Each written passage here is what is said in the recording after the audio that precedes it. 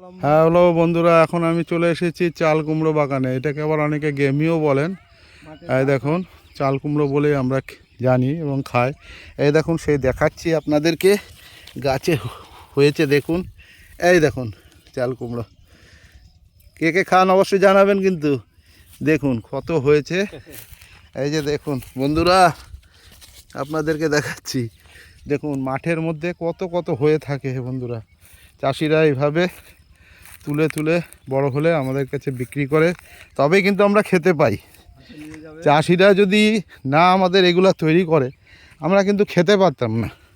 আমরা কিন্তু তৈরিও করতে পারি না, আমরা শুধু পয়সা দিয়ে কিনি। এই দেখুন জালি ধরেছে, দেখুন দেখুন। আপনারা কে কে চেনেন অবশ্যই জানাবেন।